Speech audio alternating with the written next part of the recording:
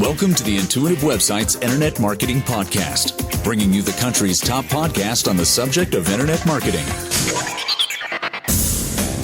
Folks, welcome back to the Intuitive Websites Internet Marketing Podcast. I'm your host, Glenn Thayer. With me once again is Thomas Young, the CEO of Intuitive Websites. Today, Tom, let's talk about web content distribution and strategies. And yeah, I know that that's a mouthful for a lot of people, but really it's the basis for making money on the web. So let's talk about online content and how important it is. We talked in our last website about ROI calculator, about leads and sales. And it's like, hey, if I have an e-commerce site, how important is content on my e-commerce site? Or how important is that? Well, Tom, how important is online content? Well, to put it pretty straightforward to all our listeners, content drives the internet. The internet is nothing without content. And so because content's so important, we've actually devoted several podcasts to it. This one's going to deal a little bit more about the strategy behind content distribution, what kind of content you have on different types of websites, and kind of bring people current and up to date in August of 2010 as far as what's working. And a couple important things to know about content, and please do listen to the other podcasts we have on content, but one is that it's got to be web-friendly. Content that's written for computers and websites is different than any other format. And finally, content varies depending on what type of website it's on. And that's a real important thing because we've got lots of different types of websites out there now. Well, what do you mean, what types of websites? Give us an example, because I know most listeners are probably thinking, I have a website, so I'm just concerned about my website. Well, let's break it down into a few categories, some of the most common categories on the web. And years ago, this wasn't a big deal, but things have changed now because folks don't just go to the company website anymore and just get all their information from one company website.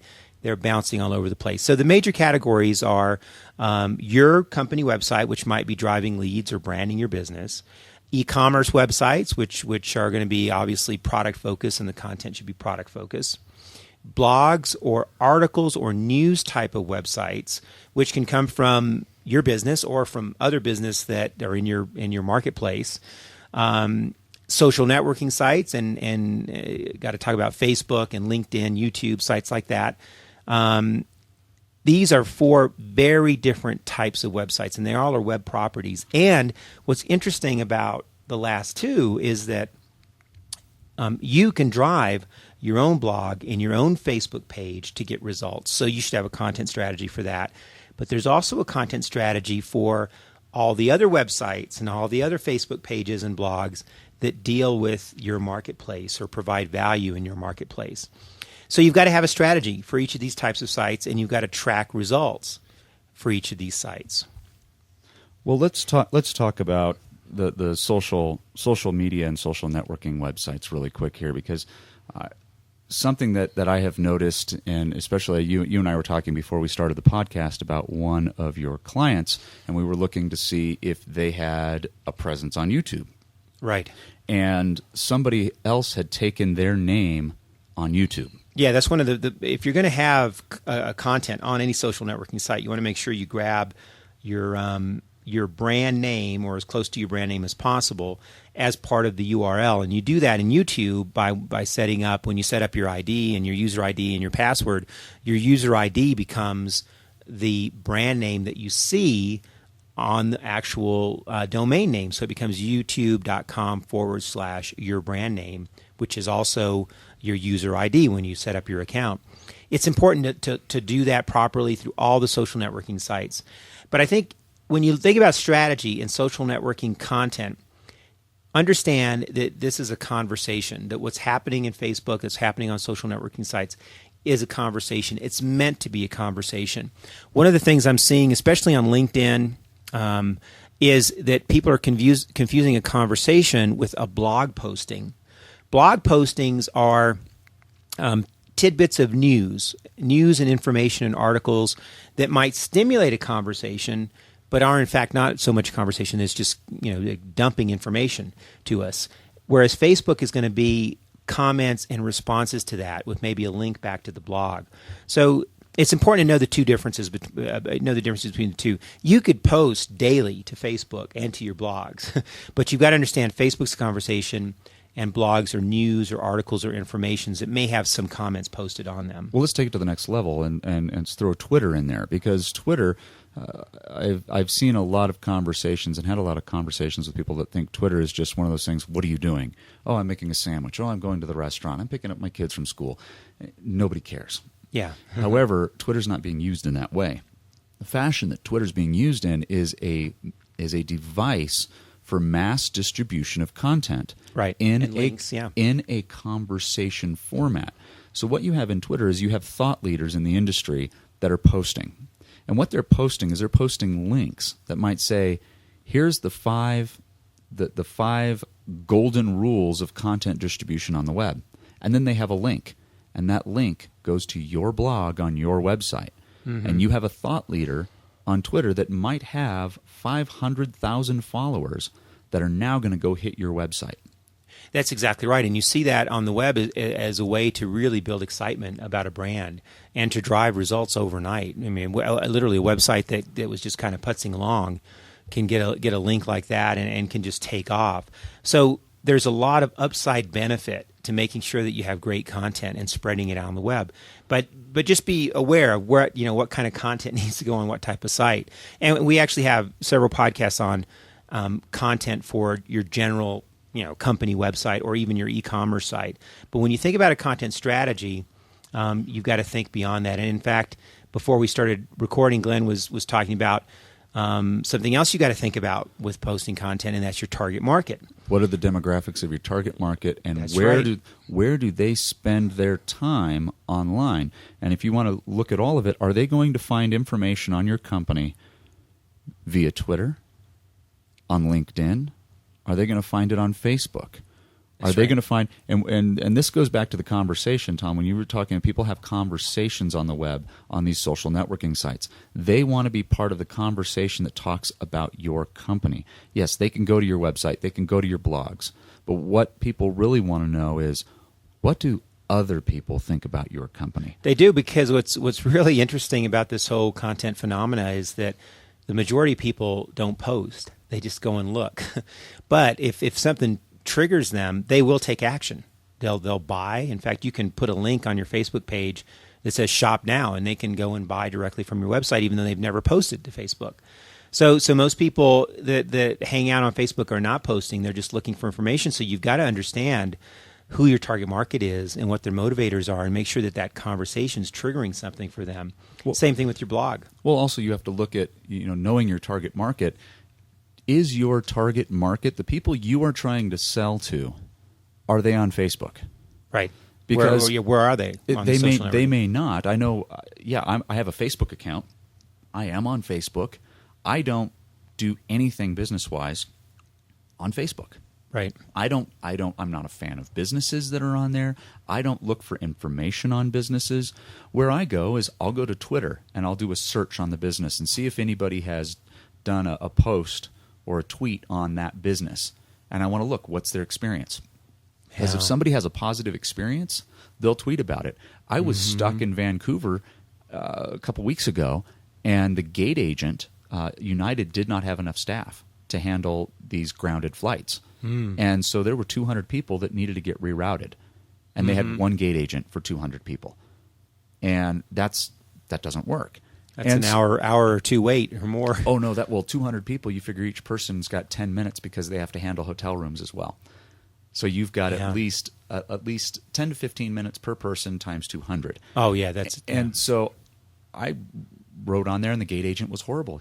By that time, he was overwhelmed, overworked, and it was kind of like this JetBlue incident that happened when the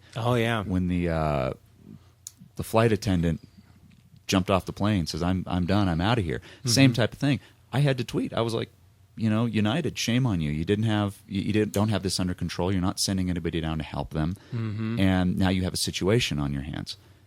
And that's what it is. And people can now search that and go, oh, he had a negative experience. Yeah, there. and they can relate to that experience through the social networking content, and positive or negative. That can happen. Yeah, and then in the end, they did fix it, and I tweeted about that okay, they fixed it, they got it under control. Yeah. But you have to look at where your target demographic is, because if your target demographic is on LinkedIn, if you're trying to reach senior executives are not hanging out on Facebook looking for information on your business.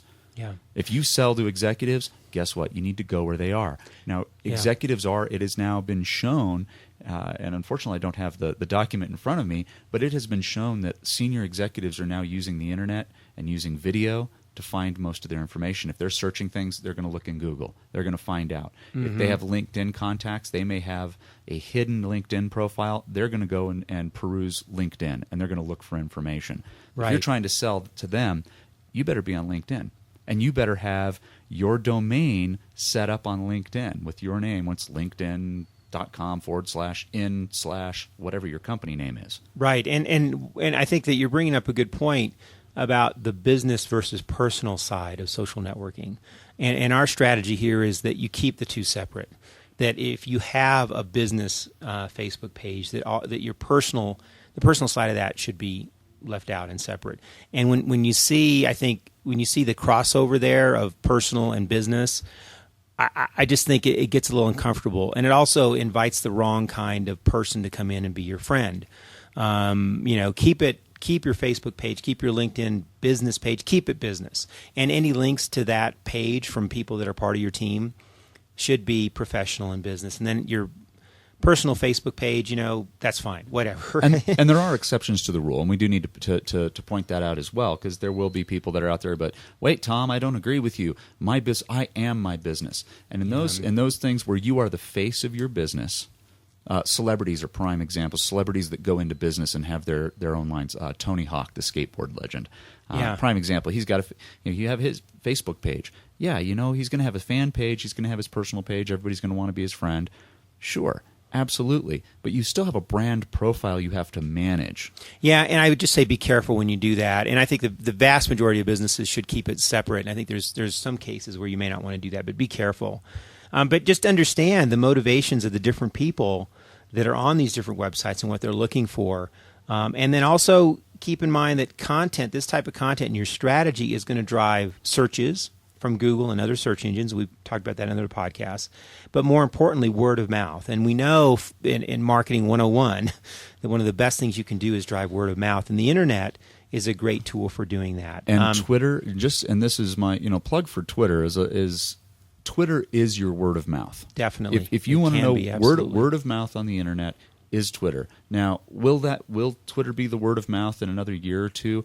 Who knows? It could be whatever website du jour. Whatever it happens to be, it's probably going to change because the internet changes and evolves. However, right now, you're looking for word of mouth. Word of mouth is Twitter. So if you're getting positive buzz and positive impact on Twitter, you are successful at word of mouth marketing online. Absolutely. Absolutely. It's just so easy to get information out there to a large group of people. And then, when we talk about content, I want to make sure people understand content does include photos and videos. we talk a lot about the written word, but photos with captions, is a great way to get messaging out there. And then keep in mind that all of your call to actions that's going to drive your business on the web is going to be focused on content and your content strategy. So we're going to definitely stay on top of that. When you mentioned video too, one of the biggest things with your videos, make sure you have a brief synopsis of what the video is. Yeah. Because I've seen too many people want to put their information on YouTube. Let's do a video. People can watch a video really easy. So let's do a 10-minute video. Well, you know what, folks? Bottom line, people are not going to sit through 10 minutes of video. That's true. They're going to want to know, tell me in under a minute and a half, because almost everybody has a minute and a half to watch a YouTube video, if it's something of interest. I know if I think that drives conversions. If people look at the time of the video, it's only a minute. And they have a synopsis that says, hey, we're going to show you the 5 things that can increase your productivity right now. Great. It's 90 seconds long. I will watch that. That's right. It's a conversion, and that is a conversion. And at the end, they go, hey, you want to know more? We've got more tips on our website. Great. Boom. Here's the link. Now you're going to their website. Right. And now you're getting more information. And you go, oh, I don't have time to look at this, but I'm going to bookmark it. And then the next time they see some post from Twitter that talks about productivity, and you go, hey, I'm not as productive as I should be. I'm online, browsing, trying to find something else to do. You click that Twitter link. Oh, wow, it goes back to that old website. That's right. And so content, I think the content strategies as well is to look broad-based. You can still use your blog, and this is something that I know we haven't really gotten into, but we are looking at all these different websites in social marketing. You have your blog posts that you have on your main website. Consider when you have that blog post, change the content and format it for each one of these social networking websites. So if you have a blog post, it's appropriate on your website. Take that blog post, rewrite it for your target demographic on LinkedIn. So now it's written for the people on LinkedIn. Then you may want to have somebody on your staff that might be a millennial or Generation Y that is a complete Facebook user. Take that blog content and now craft it, make them shorter, because people don't want to read more than a paragraph or two at the max. Right. Craft that now for Facebook. Here's another Facebook post. Definitely, and it's just an easy way. I mean, in the old a couple of years ago, you'd have to email everybody, but now if you have people signed up to your social networking, with a few strokes, you can get, for example, this podcast we're doing. We can get this podcast out to thousands of people with just in 15, 20 seconds. But it's also crafting the right message for your target demographic. Right, because the different websites allow you to do that. And one thing that we did talk, you mentioned email, that email was the big way before. Don't discount email as a way to communicate with your clients, because now with the bombardment of social media, there's so much out there and so much time is being sucked away from our business lives to deal with social media. There are a lot of people that are starting to go on a low information diet. Right. And you've got to filter it. So you have to find out. Your job is to find out. We've got other podcasts that you can listen to on that. Your job is to find out how your customers or your target demographic wants to receive information from you. That's a very good point. Some will prefer that you still send an e-newsletter. And if you've decided to say, we're not doing an e-newsletter, you get all of our updates on Facebook. If that person doesn't go to Facebook for information, you now have lost them. Yeah, I think that some people kind of jump to conclusions with the latest trend. Here's the latest trend, so let's jump on this and get rid of everything else. That's definitely not a way to go. No. So, Tom, what are our action items for this podcast?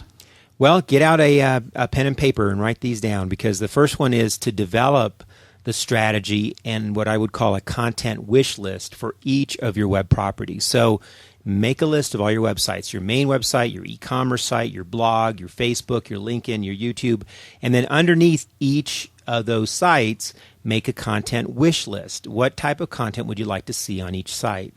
And then, like Glenn said, keep in mind the target market for that content as you put your wish list together.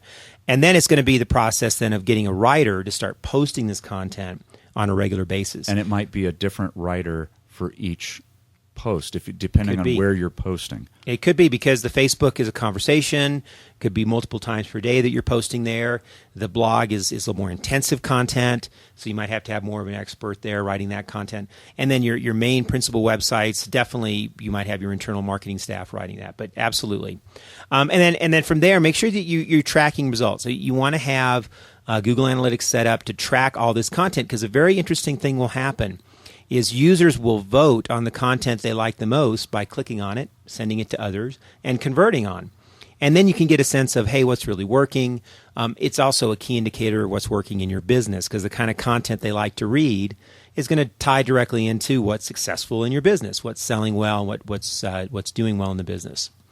Modify as you need to continue to drive results, because after you see the stats, you'll probably make some changes.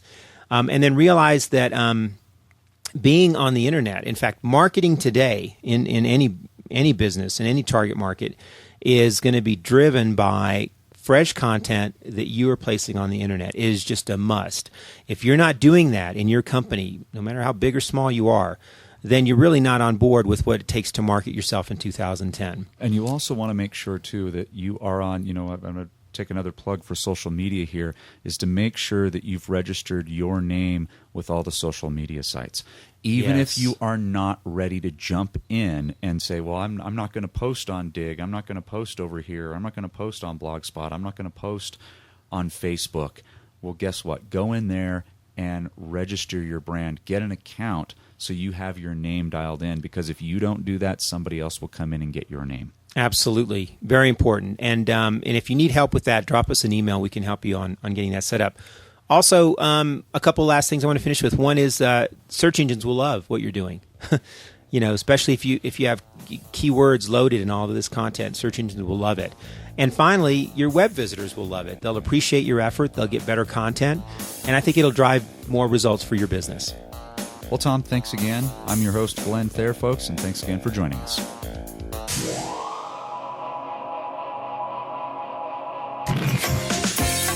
This has been an Intuitive Websites Internet Marketing Podcast. For more information and to see all the available podcasts and much more, visit intuitiveblog.com.